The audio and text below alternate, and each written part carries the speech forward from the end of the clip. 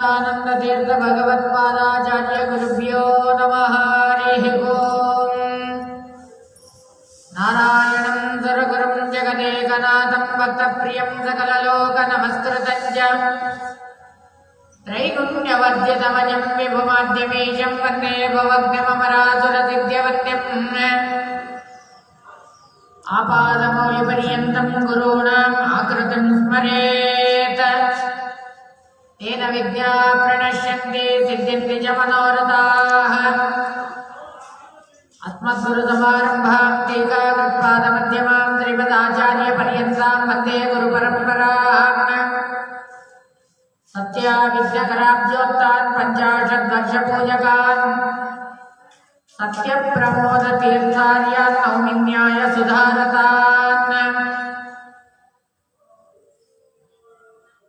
श्री सत्यात्मतीर्थ गुरुभ्यो नमः। हरिः ओम्।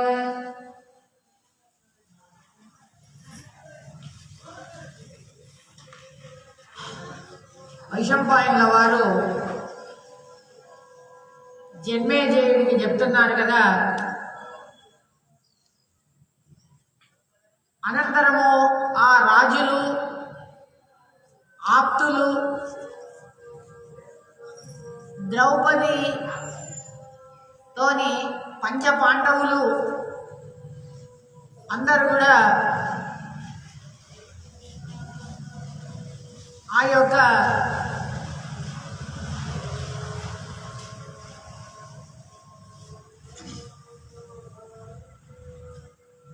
పంచపాండవులందరూ కూడా ద్రౌపదిని పత్నిలాగా పొందారు అనే వార్త అందరికీ తెలుస్తుంది.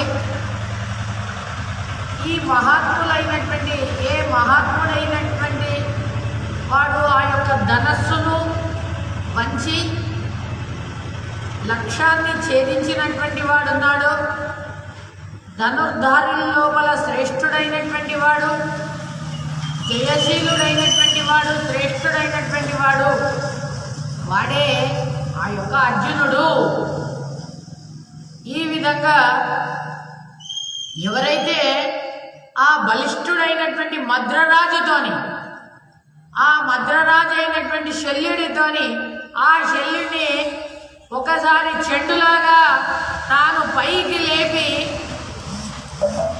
తర్వాత పైకి చెండుని ఏ విధంగానైతే పైకి ఎగిరేస్తారో మళ్ళీ దాన్ని ఏ విధంగానైతే మళ్ళీ పట్టుకుంటారో ఆ విధంగా ఆ యొక్క మద్రరాజును పట్టుకొని మళ్ళీ భూమి మీద ఆయనను నిలిపాడు. ఈ విధంగా ఆ ధైర్య సాహసవంతుడైనటువంటి వాడు యుద్ధం లోపల రోషముతోని ఒక పెద్దదైనటువంటి చెట్టునే తీసుకొని వచ్చినటువంటి వాడు. ఈ విధంగా ఆయన ఎవరనుకుంటున్నావు? సాక్షాత్ ఆయన భీమసేనుల వారే అని అంటున్నారు. ఎవరైతే ఆ దుర్యోధనుడితో యుద్ధం చేసినారో ఆ బుద్ధివంతుడైనటువంటి పాండవ శ్రేష్ఠుడైనటువంటి వాడు ఆయన్నే ఆ యొక్క ధర్మరాజు వారు. ఈ విధంగా ఆ దుర్యోధనుడి యొక్క తమ్ములైనటువంటి వాళ్ళు ఆ తమ్ములతోని ఆ దుశ్శాసనుడు తర్వాత ఆ వివింశతి వాళ్లతో యుద్ధం చేసినటువంటి వాళ్ళు. ఈ విధంగా ఆ నకుల సహదేవుడు వాళ్ళు కూడా మంచి అస్త్రజ్ఞం కలిగినటువంటి వాళ్ళు. ఈ విధంగా వాళ్ళు, మహారాజా నీ మనస్సులో ఏదైతే జ్వరం ఉందో ఆ జ్వరాన్ని తగ్గించుకో. బ్రాహ్మణ రూపాలైనటువంటి వాళ్ళు ఈ విధంగా వాళ్ళు బ్రాహ్మణులు గారు, వాళ్ళు పాండవులే అని ఈ విధంగా ఎప్పుడైతే చెప్పగానే కుంతి దగ్ధులైనారు అనేటటువంటి వార్తను ఈ యొక్క రాజులందరూ కూడా విన్నారు. తర్వాత అన్ని రాష్ట్రాల నుండి తర్వాత ఆ కుంతి తన కుమారులతోని మళ్ళీ పునర్జన్మ ఎత్తి వచ్చిందా అని అంటున్నారు. ఈ విధంగా పురోచనుడు ఆ యొక్క క్రూర కర్మతోని ఈ విధంగా ఆ పురోచనుడి నిమిత్తంగా ఇక్కడ ఒక దిక్కు భీష్మాచార్యుల వారిని, ఒక దిక్కు ఆ ధృతరాష్ట్రుడిని అక్కడ ఉండేటటువంటి జనులందరూ కూడా నిందిస్తూ ఉన్నారు. పాండవులందరూ కూడా వాళ్ళు ధార్మికులైనటువంటి వాళ్ళు, శిలాచార సంపన్నులైనటువంటి వాళ్ళు. ఆ తల్లి ఏ మార్గం లోపల నడిపిస్తుందో, తల్లి ఈ మార్గంలో వెళ్ళాలంటే ఆ మార్గంలోనే వెళ్తారు ఆ యొక్క కుమారులందరూ కూడా. ఈ విధంగా ఆ ధృతరాష్ట్రుడు అనుకున్నట్టుగా పాండవులు నాశనం కాలేదు అని ఈ విధంగా అక్కడ ఉండేటటువంటి వాళ్ళందరూ కూడా అంటున్నారు.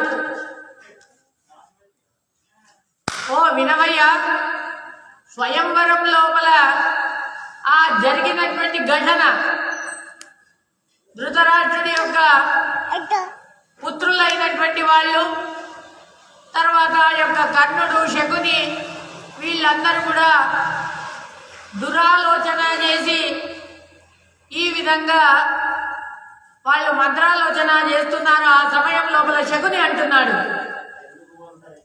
అప్పుడు ఏమంటున్నాడంటే, కొంతమంది శత్రువులను మనం హింసించాలి, కొంతమంది శత్రువులను మనం సందర్శించి వాళ్ళను పూజించాలి, కానీ పాండవులను మాత్రము వాళ్ళు క్షత్రియులు, వాళ్ళు వినాశమే చేయాలి అని నా అభిప్రాయము అని అంటున్నాడు ఆ యొక్క శకుని. ఈ విధంగా మీరందరూ కూడా పరాజితులైనట్టే అని అంటున్నాడు. ధర్మరాజు గారు ఏ విధంగానైనా మంచి మాట్లాడి ఈ హస్తినాపురానికి రావచ్చు, సంశయమే లేదు అని అంటున్నాడు.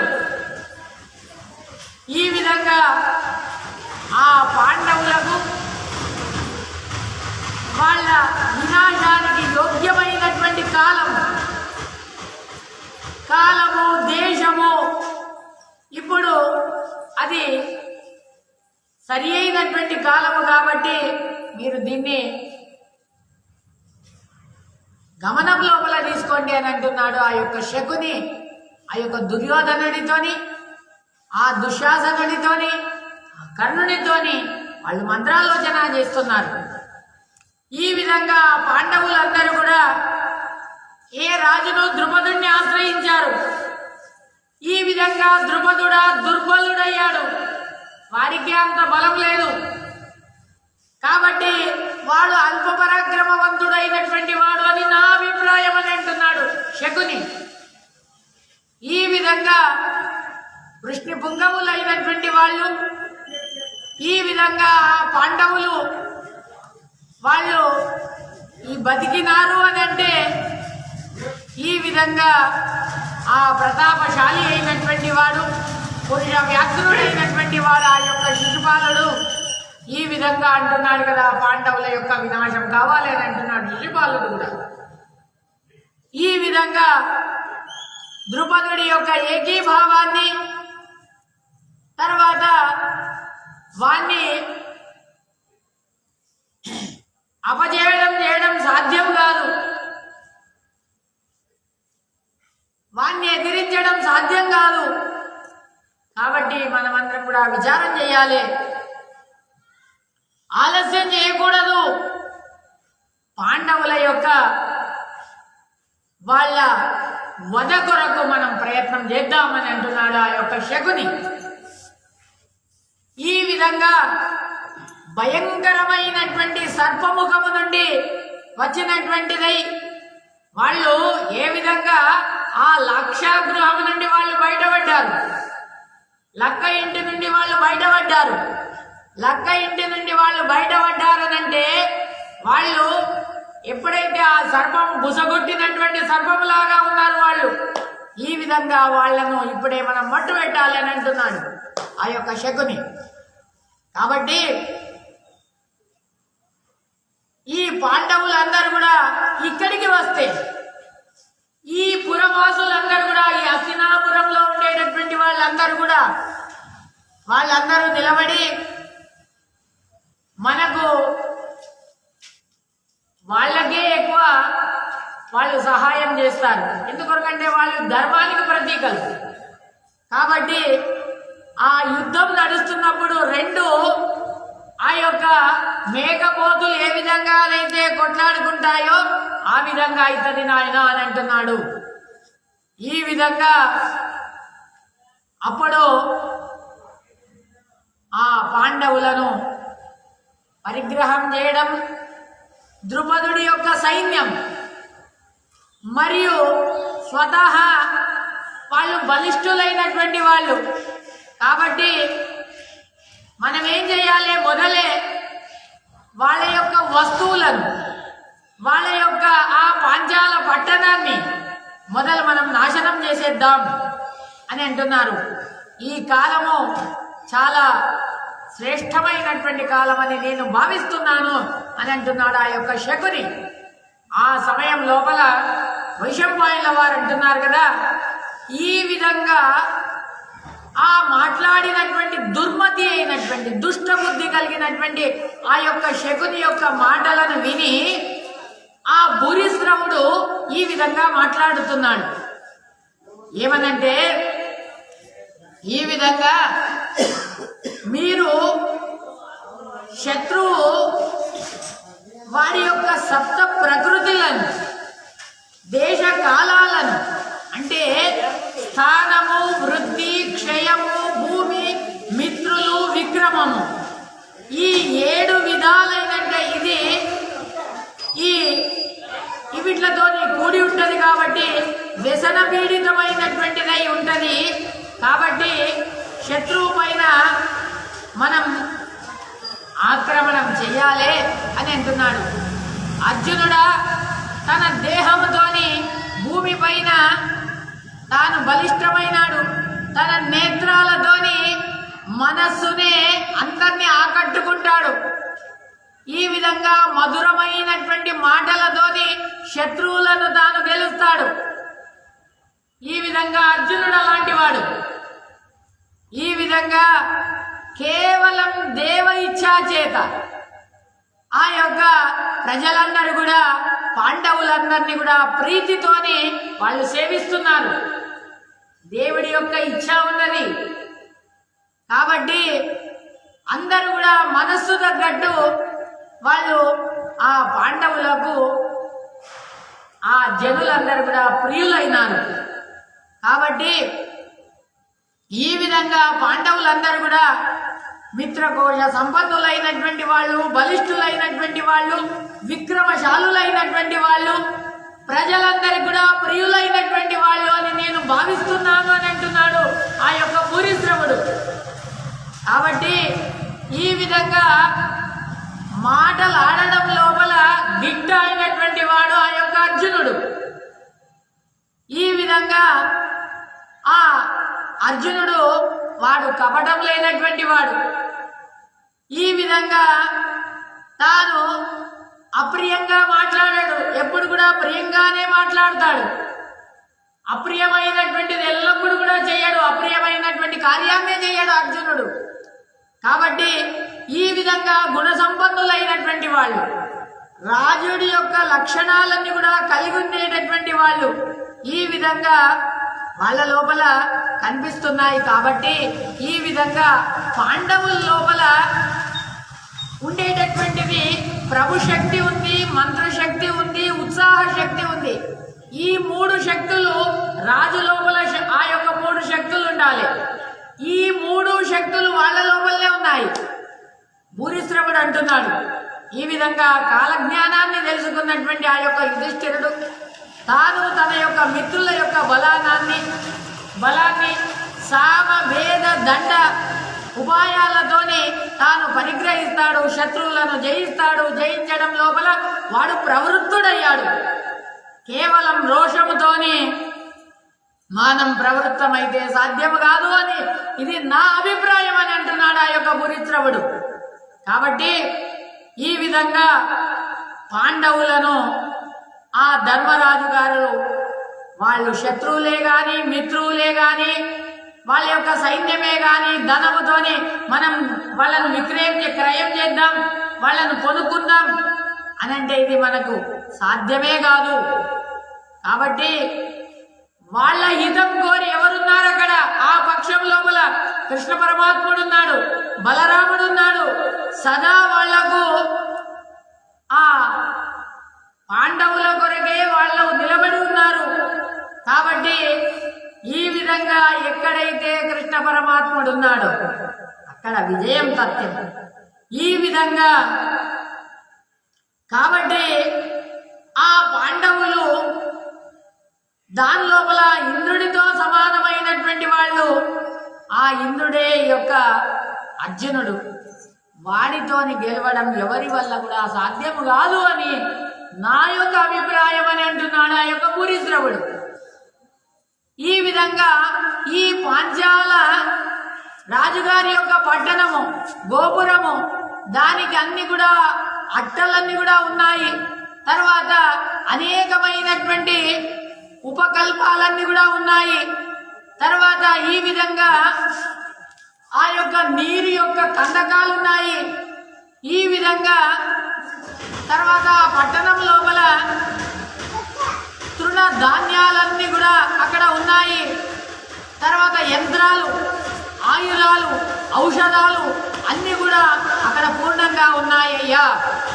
శత్రువుల యొక్క సైన్యాలన్నీ కూడా అక్కడ వధ చేయడానికి కొరకని అక్కడ యంత్రాలు ఉన్నాయి. శత్రువులను సంహారం చేయడానికి కొరకని అక్కడ యంత్రాలు ఎప్పుడు కూడా తిరుగుతున్నాయి. ఈ విధంగా అక్కడ ద్రవ్యాగారాలు, ఈ విధంగా ఎవరికైతే ఆకలి అవుతుందో ఆ ఆకలి తీర్చడానికి కొరకని అక్కడ శాలలు ఉన్నాయి. ఈ విధంగా భయంకరమైనటువంటి ఒక మహాచక్రం ఉన్నది అక్కడ, పెద్దదైనటువంటిది ఆ ద్రుపదరాజు గారి యొక్క పట్టణమందు, ఆ పాంచాల నగరమందు.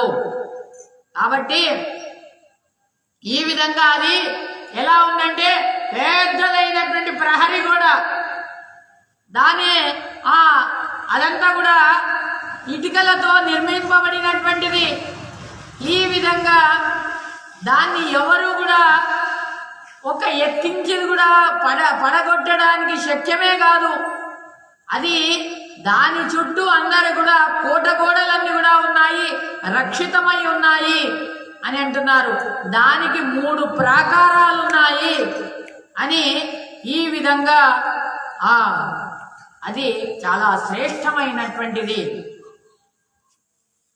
అని ఈ విధంగా శ్వేతవర్ణముతో ఉండేటటువంటిది ఆ యొక్క నగరం, ఆ యొక్క కోట గోడలు. ఈ విధంగా దాని చుట్టూ సాల వృక్షాలు ఉన్నాయి. తర్వాత ఆమ్ర వృక్షాలు, మామిడి చెట్లున్నాయట. తర్వాత తార వృక్షాలున్నాయి. ఇంకా అదన్నిటితోని ఆ పట్టణం అనేటువంటిది రక్షింపబడ్డది నాయనా అని ఈ విధంగా చెప్తున్నారు. మహాత్ముడైనటువంటి ఇంద్రుడు ప్రజలందరినీ కూడా వాళ్ళందరినీ కూడా అక్కడ ఆ నగరంలో ఉండి తాను ఆ ప్రజలందరికీ కూడా దానం చేస్తున్నాడు. దాన మానాలతోని వాళ్ళందరినీ కూడా ప్రజలను సత్కరిస్తున్నాడయ్యా, వాళ్ళను రక్షిస్తున్నాడు. ఈ విధంగా పరాక్రమశాలులైనటువంటి వాళ్ళ ఆ పట్టణం పైన మనం స్వారీ చేద్దాం, ఆ పట్టణం పైన మన సైన్యం వెళ్దాం అని ఈ విధంగా ఎప్పుడైతే ఈ విధంగా అనుకుంటున్నారో అది మీకు అసాధ్యము అని అంటున్నాడు. ఈ విధంగా ద్రుపదుని యొక్క సహాయానికి ఎవరు వాళ్ళతోని యుద్ధం చేయడం మీ వల్ల సాధ్యమే కాదు అని అంటున్నారు. కాబట్టి నేను మీ హితం కోరి చెప్తున్నాను, ఓ దుర్యోధన, పాండవులతోని సంధి చేసుకో. ఈ విధంగా మీ రాష్ట్రాలకు మీరు వెళ్ళండి అని ఈ యొక్క నా అభిప్రాయం అని అంటున్నాడు. ఈ విధంగా ఇది మంచిదో చెడ్డదో ఈ విధంగా చేయండి, అయితే అందరికి క్షేమమవుతుంది అని ఈ విధంగా ఇది నా అభిప్రాయం అని చెప్పినాడు ఆ యొక్క భూరిశ్రవుడు. చెప్పిన తర్వాత ఆచార్యుల వారు ఇక్కడ నిర్ణయం లోపల చెప్తున్నారు. కౌరవులందరూ కూడా శకుని, కరణ, జయద్రథ, భూరిశ్రవ మొదలైనటువంటి వాళ్ళందరూ కూడా రథ, గజ, పదాతి సైన్య సమేతంగా ఎలాగైనా మనం వెళ్ళవలసిందే అని అంటున్నారు. ద్రుపదుణ్ణి మనం చంపాలి, ఆ నగరాన్ని మనం ఆక్రమించుకోవాలి అని అనుకుంటున్నారు. ఈ విధంగా ఆక్రమించుకోవాలని అక్కడికి వెళ్ళినారయ్యా. ఈ విధంగా ద్రుపదుడు కూడా తన సైన్య సమేతంగా బయటకు వచ్చేసినాడు. ఈ విధంగా అక్కడ ఆ ద్రుపదుడి యొక్క ఇద్దరు కుమారులు దాని లోపల హతులయ్యారయ్యా.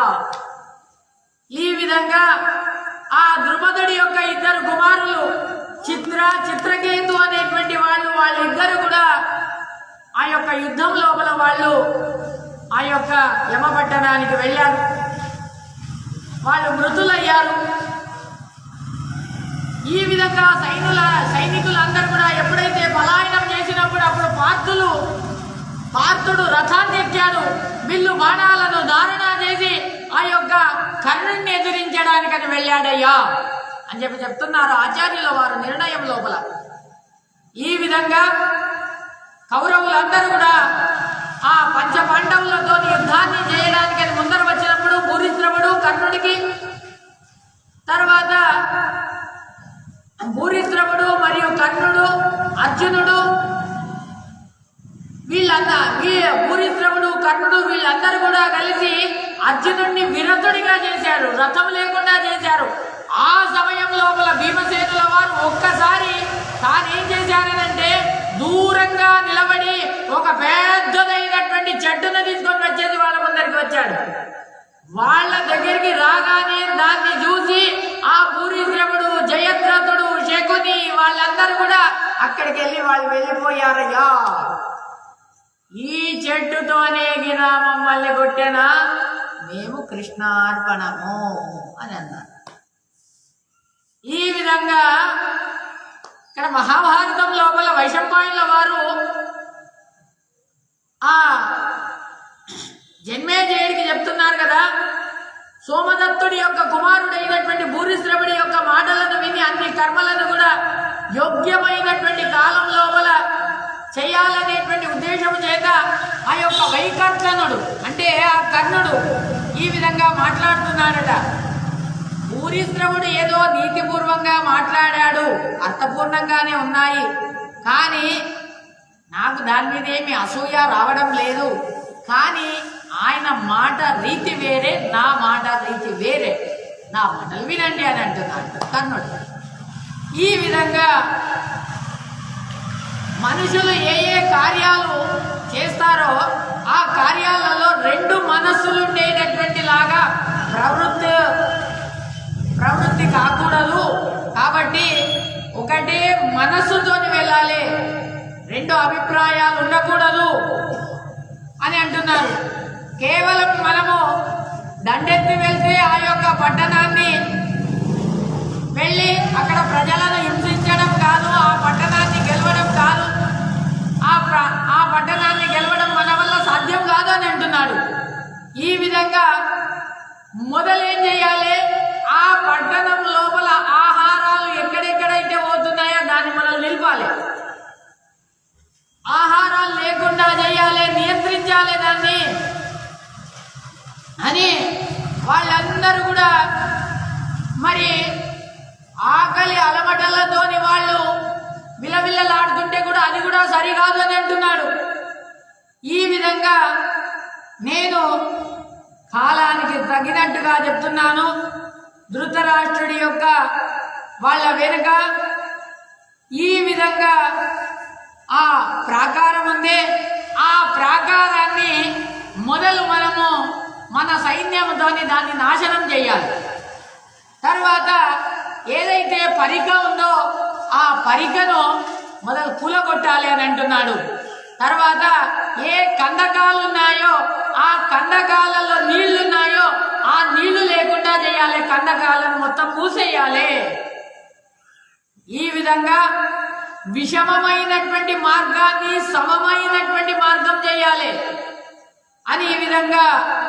తర్వాత ఎక్కడైతే తృణం ఉంటుందో ఎక్కడైతే ముళ్ళుంటాయో దాన్ని అంతా కూడా లేకుండా నేల రోడ్డు లెక్క చేయాలి అని అంటున్నాడు.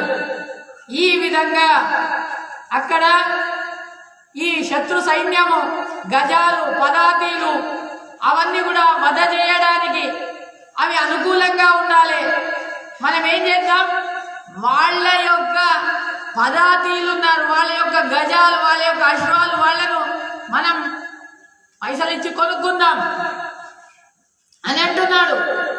ఈ విధంగా మనం మన సైన్యానికి చెప్పుదాం, ఒక గజాన్ని చంపితే ఒక ఏనుగుని చంపితే 10,000 నాణ్యాలు ఇస్తామని చెప్పుదాం.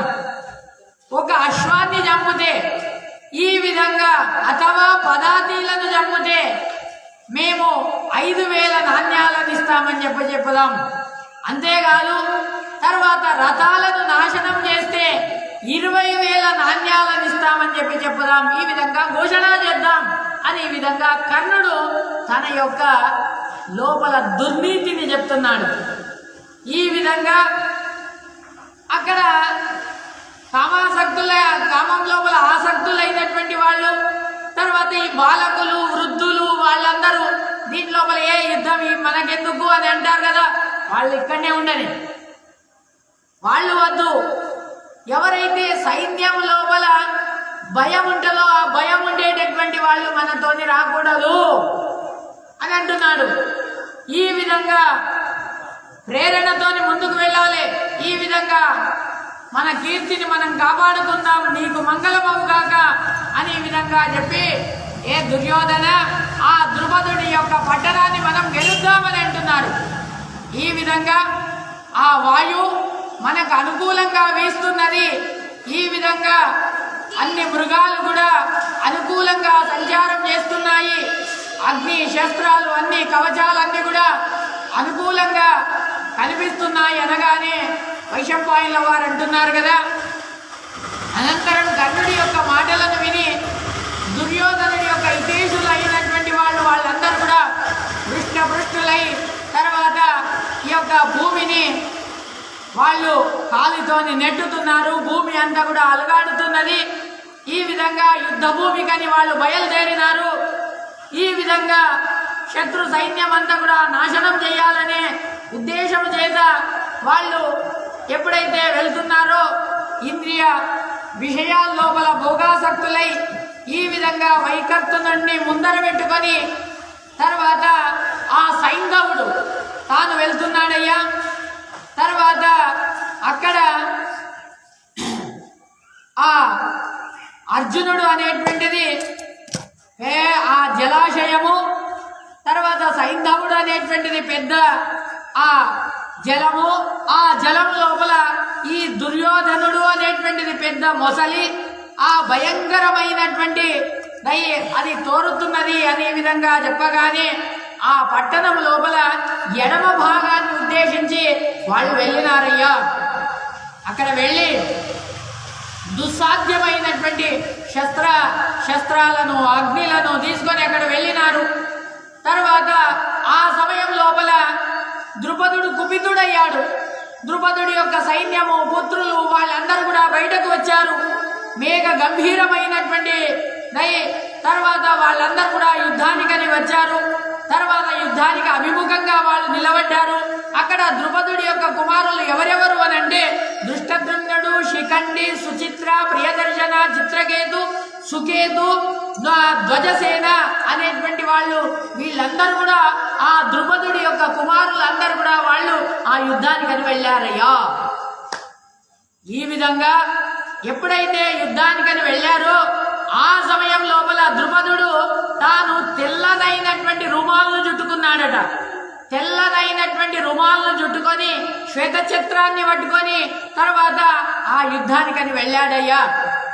ఈ విధంగా ఆ తన పుత్రుల యొక్క సమూహం లోపల ఆ రాజశ్రేష్ఠుడు ఆకాశ జ్యోతుల మధ్య లోపల పౌర్ణిమ చంద్రుడిలాగా శోభాయమానంగా కనిపిస్తున్నాడు. అనేక పతాకాలను పొందినటువంటిదై ఈ విధంగా నేరంగా అపారమైనటువంటి ద్రుపదుడి యొక్క సైన్యాన్ని చూసి తర్వాత ఈ యొక్క కౌరవ సైన్యం దానికి అభిముఖంగా వెళ్ళింది. ఆ సమయం లోపల ఇక్కడ బలిష్టమైనటువంటిదై తర్వాత ఇద్దరు సైన్యాలు వెళ్ళినాయి. అక్కడ యుద్ధము లోపల అక్కడక్కడ రథాలు, తర్వాత అశ్వాలు, తర్వాత అన్ని ఆకాశం నుండి చూస్తే జ్యోతుల్లాగా కనిపిస్తున్నాయి. ఉత్కృష్టమైనటువంటి భేరీనాదము వినిపిస్తూ ఉంది. మహాత్ములైనటువంటి పాండవులందరూ కూడా ఆ యొక్క ధనస్సులను పట్టుకొని బయటకు వచ్చారయ్యా. ఈ విధంగా అక్కడ ఘోషనాదం చేస్తున్నారు.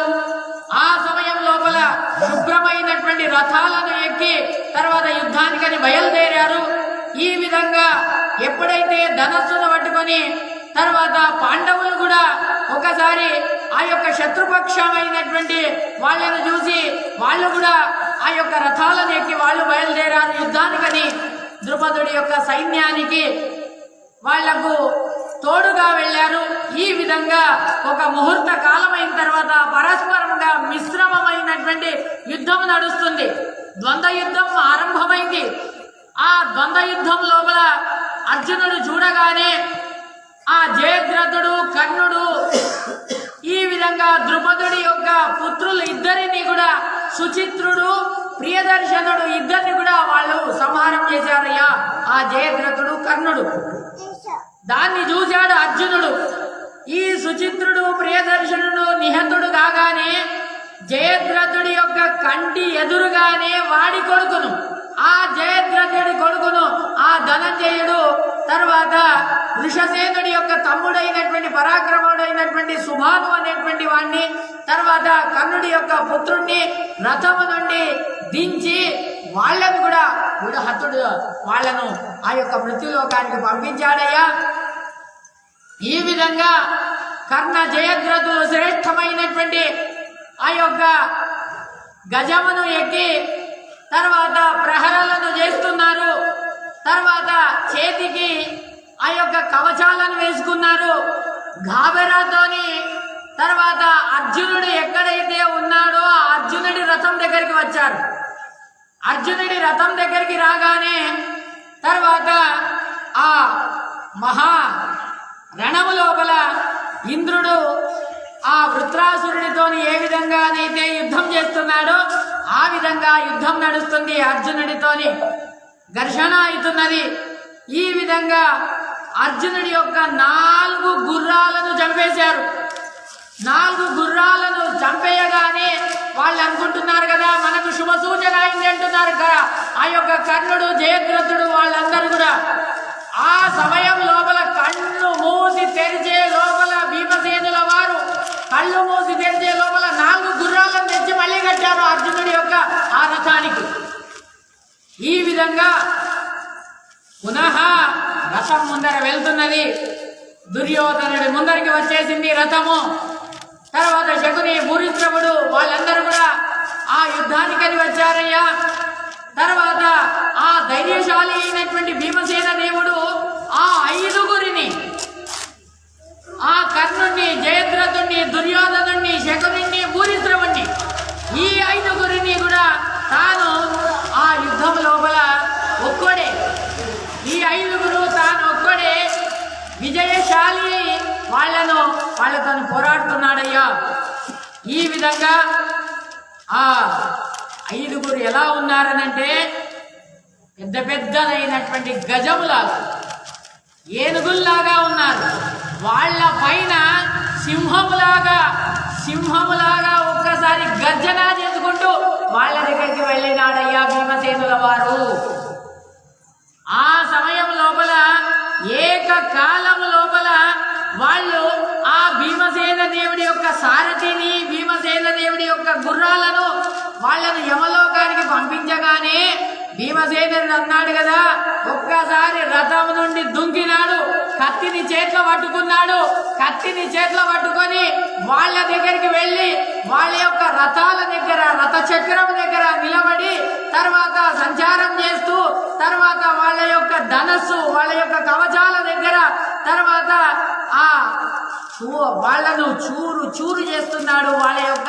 ఆ యొక్క రథం లేకుండా చేసినాడు, వాళ్లకు ఆ గుర్రాలు లేకుండా చేసినాడు. దాన్ని చూసినాడు శిఖండి, తర్వాత దుష్టద్రుమ్నుడు, తర్వాత నకులుడు, సహదేవుడు, వీళ్ళందరూ, అర్జునుడు, వీళ్ళందరూ కూడా ఆ భీమసేన దేవుడికి సహాయం కొరకు అక్కడికి వచ్చినారు, రథాన్ని తీసుకొని వచ్చినారు.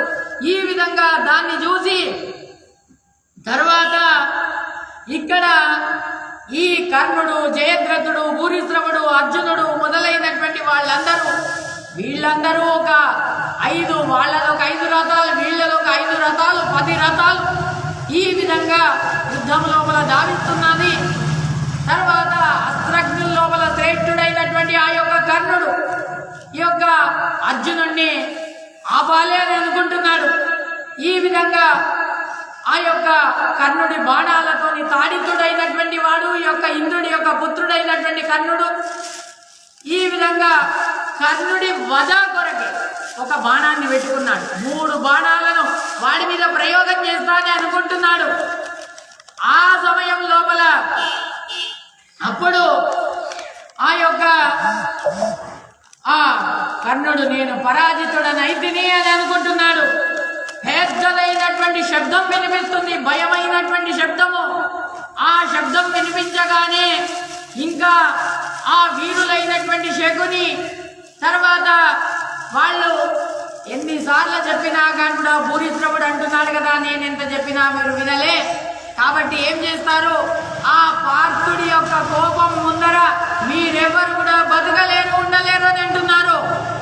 ఈ విధంగా అప్పుడు వాళ్ళందరూ కూడా భీమసేనుల వారి యొక్క కోపం వచ్చేసింది.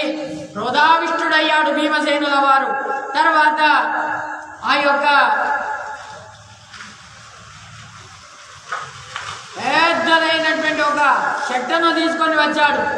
ఆ చెట్టుని తీసుకొని వచ్చేసి, సాల వృక్షాన్ని తీసుకొని వచ్చేసి వాళ్ళ ముందర వచ్చి నిలబడ్డాడయ్యా భీమసేన దేవుడు.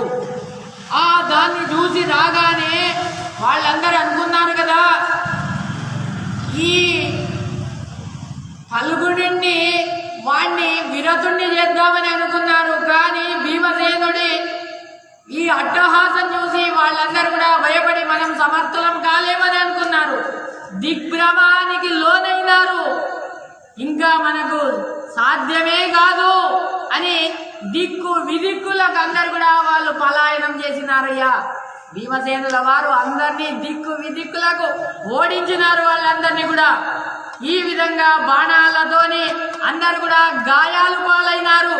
ఈ విధంగా వాళ్ళందరూ అందరూ కూడా మళ్ళీ ఆ ద్రుపదుడి యొక్క పట్టణం లోపల చేరుకున్నారు. ఒక ముహూర్త కాలం అయిపోయింది.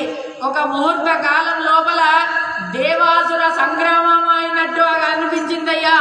ఈ విధంగా పాండవులందరూ కూడా ఈ మంచి పని చేశారయ్యా.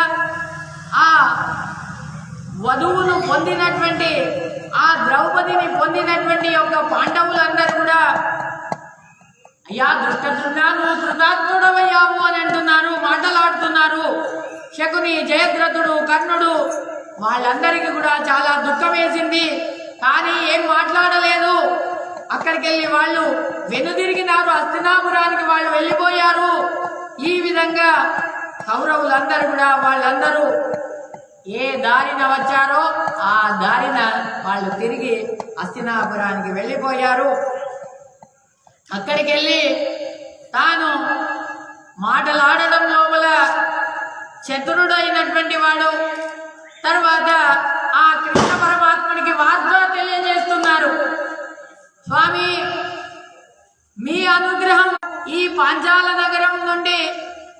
పాంచాల నగరం లోపల ఇక్కడ ఈ ద్రౌపదిని మేము పొందినాము.